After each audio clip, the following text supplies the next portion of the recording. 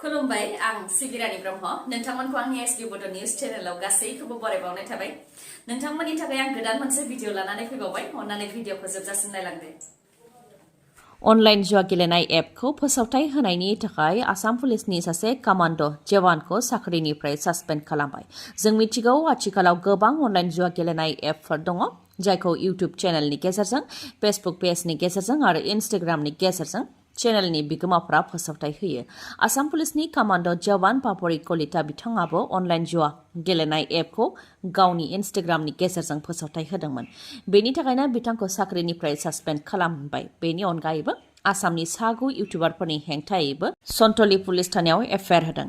Online जुवा गेलेनाय एपनि बागै इउटुबारफोरा फोसावथाय होनायनि थाखायनो आसामनि सागु इउटुबारफोरनि हेंथा सावगारिजों लोगोसे गुवाहाटी हाइ कर्टनि एडभकेट नुर आलम खानआ एफआइआर होदों।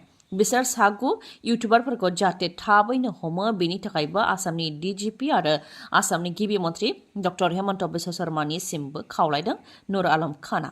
नुर आलम खानआ फोरमायथिनाय बायदिब्ला आथिखालाव बांसिन लाइमोनफोरानो समाज बिजोङाव थायो, जेराव मबाइल बेखेवबानो अनलाइन जुवा गेलेनाय एपफोरनि फोसावथाय होनायखौ नुनो मोननाय जायो, जायजों लाइमोनफोरा गाज्रि लामा फारसे थांगोन। बेनिखायनो अनलाइन जुवा गेलेनाय एपनि सोमोन्दै इउटुब चेनेलफोराव एडभार्टाइज होनायनि थाखाय बा फोसावथाय होनायनि थाखायनो सागु इउटुबारफोरनि हेंथा एफआइआर होनाय जादों होननानै फोरमायथिदों। दैबानाया रायजोआव गिख्रंथावनासिन महर लालांनो हमदों। मैयानि सानावनो 2 सुबुंनि जिउ खहा जादों। हाइलाकान्दिनि खाथाखाल दैजों बुखारलांजादों सासे आइजो। बुखारलांजानाय आइजोनि मुङा फिरोजा बेगम। बिथांनि अनगायैबो गुबुन सासे सुबुङाबो मैयानि सानाव जिउ खोमानो गोनां जादों। हाइलाकान्दिजों लोगोसे काछार आरो करिमगन्ज बे मोनथाम जिल्लायाव गिख्रंथाव बा बांसिनै दैबानानि गोहोम गोग्लैदों। बेनि उनाव नगाव, कार्बि आंलं, हजाइ, गलाघाट बेफोर जिल्लाफ्रावबो दैबानानि गिख्रंथाव महर लानायखौ नुनो मोननाय जादों। गोबां जुब जुब अखा हानायनि थाखाय माथावरिफ्रा बायफ्लेदों, जायजों लामा सामा दालांफोराबो बुखारलांजानो गोनां जादों आरो रेल लामाफोराबो दैनि सिङाव थादों, जायनि थाखाय रेलगारिफोरखौबो केन्सेल खालामनो गोनां जादों। दिमा हासावआवबो जुब जुब अखा हानायनि जाहोनाव गं 11 गामियाव हा गिसिगानाय जादों। रिपर्टनि बायदिब्ला करिमगन्ज जिल्लायावनो गं 66 गामिनि 26,430 सुबुंफ्रा दैबानाजों भुगिनो गोनां जादों। बेनि अनगायैबो काछाराव 8,351 सुबुंफ्रा दैबानाजों भुगिनो गोनां जादों आरो हाइलाकान्दियाव 6,227 सुबुंफ्रा दैबानाजों भुगिनो गोनां जादों। फैबाय थानाय सानथाम सानब्रैयाव गोबां अखा हानायजों लोगोसे बारहुंखा बारबावगोन होननानै सांग्रांथि होदों बोथोर बिगियाना, जायनि थाखाय आसामनि दाब दाब जायगाफ्राव अरेन्ज एलार्ट अदेबानि कमला गाबनि सांग्रांथिबो फोसावदों।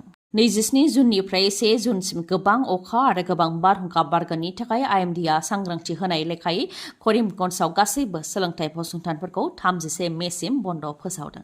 नाथाय सेबाजों खुंजानाय कम्पार्टमेन्टेल आनजादा थागोन। बेनि अनगायैबो अंगनबादिनिफ्राय लानानै गासै सोलोंथाइ फसंथानफोरखौ बन्द फोसावदों। करिमगन्ज जिल्लायाव दैमा दैसाफोरा डेन्जार लेभेलनि गोजौआव थांखाबाय। बेफोरखौ नोजोर होनानै आरो आइएमडिआ सांग्रांथि होनाय लेखायैनो करिमगन्जआ बे फरायसालिफोरखौ बन्द फोसावदों। करिमगन्जनि अनगायैबो काछार आरो हाइलाकान्दी जिल्लायावबो सोलोंथाइ फसंथानफोरखौ 31 मेसिम बन्द फोसावदों।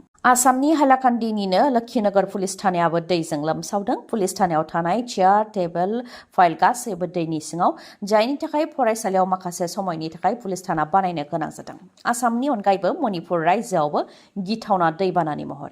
मणिपुरनि राजथावनि इम्फालावनो गिथावना दैबाना, थिंनि उखुम मुदाबो नुनो मोननाय जायाखै माखासे जायगायाव, जायनि जाहोनाव लोंनाय दै आरो जानाय लोंनाय आदारनि आंखालाव गोग्लैनायखौबो नुनो मोननाय जादों। ओजोंहाय भुटान हादरावबो गोबां अखा हादों, बेनिखायनो जेखि जाया समाव आसामाव दै लोमसावफैनो हागौ। अखा हायोबाबो मोब्लिब थाया आरो बोथोरा गुदुं जायोबाबो दुंखावनायनि थाखाय मोब्लिब थाया।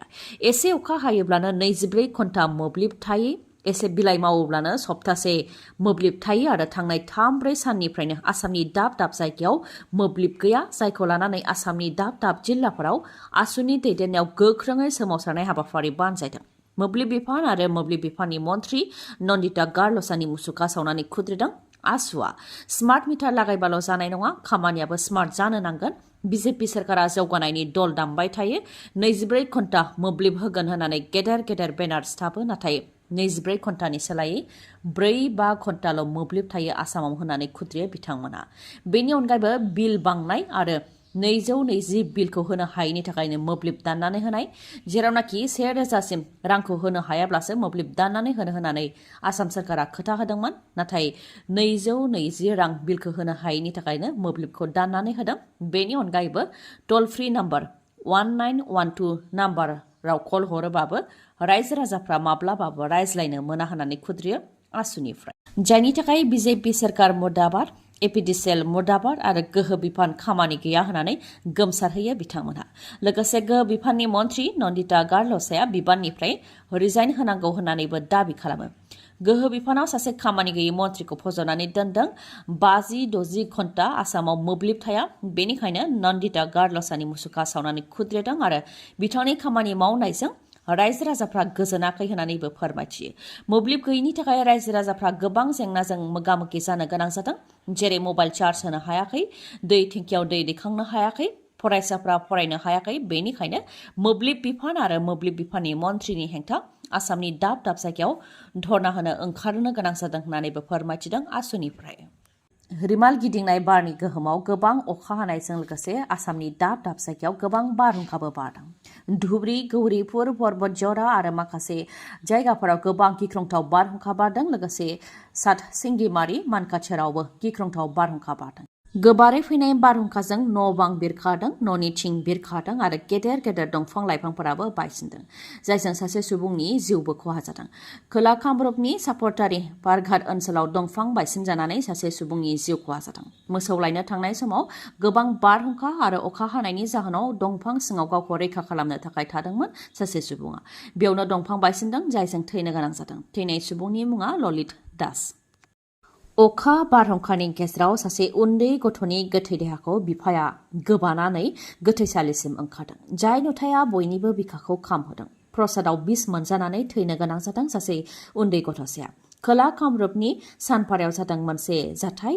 आइजोफोरा नाम कीर्तननि हाबाफारि लादोंमोन। बेनिनो प्रसाद जानानै फ्राय 70निफ्राय 80सोआ बिस मोनजानानै देहा फाहामसालियाव थिसनथाय लानो गोनां जादों आरो सासे उन्दै गथ'साया थैनो गोनां जादों। 6 बोसोर बैसोनि क्रिस्टेलिना दासआ थैनो गोनां जादों। फोरमायथिनाय बादिब्ला उन्दै गथ'साया प्रसादखौ गुबुन सानफोराव जायामोन, नाथाय बे सानखालि प्रसाद जादोंमोन आरो प्रसाद जाखांनायनि उनाव फरायसालियाव थांदोंमोन। बेयावनो फरायसालियाव गोबानाय, खिनाय, खर' सानाय आरो लोमजानाय जाहैदों। लोगो लोगो बिथांखौ देहा फाहामसालि फारसेबो लांनाय जादोंमोन आरो फाहामथायबो होनाय जादोंमोन। नाथाय देहा फाहामसालियाव जोबथा हां लादों 6 बोसोर बैसोनि उन्दै गथ'साया। उन्दै गथ'सा थैनायनि अनगायैबो बिस मोनजानानै 70निफ्राय 80सो सुबुंफोरा बेरामाव गोग्लैनो गोनां जादों।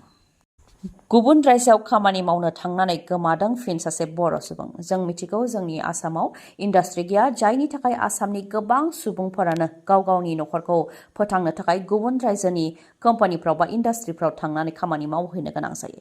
नाथाय गुबुन रायजोआव थांनाय समाव गोबां सुबुंफोरानो गोमालांनोबो गोनां जायो आरो माखासे सुबुङा बुथारहैजानोबो गोनां जायो। थिग बेबायदिनो उदालगुरि जिल्लानि टंलानि साखाथिनि साहा मुरेला गामिनि सासे बर' सुबुङा फिन गोमादों। न'खरनिफ्राय फोरमायथिनाय बादिब्ला थांनाय 27 मे समबारखालि तामिलनाडु चेन्नाइ फारसे खामानि नागिरनानै गावनि सानै लोगोजों जुनास बर' मुंनि सुबुङा थांदोंमोन। नाथाय बिथाङा स्टेशन मोननायनि सिगांनो गुबुन गंसे स्टेशनाव ओंखारलांदों। बेराफारसेथिं बिथांनाव मबाइलबो गैया, जायनि थाखाय बिथांनि सोमोन्दै दासिमबो जेबो मिथिनो मोननाय जायाखै। बेनिखायनो सोरबाफोर जुनास बर'खौ नुसनबायोब्ला 8822597454 बे नाम्बाराव खौरां हरनो थाखाय खावलायहरदों न'खरनि सुबुंफोरा। फिन बास जाब्रबथायाव थैनो गोनां जादों 21 सिबियारिफोरा। उत्तर प्रदेशनि थागिबिफोरा जम्मुनिफ्राय शिवखरी श्राइन थानसालि फारसे गंसे बासजों थांगासिनो दंमोन। बेयावनो बासखौ सामलायनो हायैयाव बासआ गोथौ हाखराव गलांदों, जायजों 21 सिबियारिफ्रा जिउ खोमानो गोनां जादों आरो 40आ जोखोम जानो गोनां जादों। थैनाय 21 सिबियारिफोरनि मादाव आइजोफोरजों लोगोसे बैसो जानाय सुबुंफोरबो दंमोन। ओजोंहाय जोखोम जानाय सुबुंफोरखौ रैखा खालामनानै देहा फाहामसालि फारसे लांनाय जादों। बास जाब्रबथाय जानाय लोगो लोगोनो मोनसे सिलिंखार जानाय थासारिखौ नुनो मोननाय जादों। उनाव ओनसोलनि खाथि खालानि सुबुंफोरजों लोगोसे रैखा खालामग्रा हान्जाया फैनानै रैखा खालामनायनि हाबाखौ मावफैदों। ओजोंहाय जाथायखौ लानानै प्राइम मिनिस्टार नरेन्द्र मदि बिथाङाबो दुखु मोननाय फोरमायथिदों आरो जिउ खोमानांनाय न'खरनो 2 लाख रां आरो जोखोम जानाय सुबुंफोरनो फाहामथाय लानो थाखाय 50,000 रां होनो थाखायबो फोसावदों प्राइम मिनिस्टार नरेन्द्र मदि बिथाङा। बोथोरा जोबोद गुदुं जाबोनो हमबाय नङासै जुदि नोंथाङाबो बे गुदुंनिफ्राय गावखौ रैखा खालामनोब्ला नोंथांनि थाखाय मोनसे जोबोद गोजोनथाव रादाब लानानै फैदों मणिपुरनि मानास हन्डा श'रुमा जायखिजाया स्कुटि आरो बाइक बायोब्लानो नोंथाङा मोननो हागोन 5,990 रांनि एयार कुलार बेनि अनगायैबो मोननो हागोन बेसेन नाङालासे गंनै हेलमेट आरो 5 लिटार पेट्रल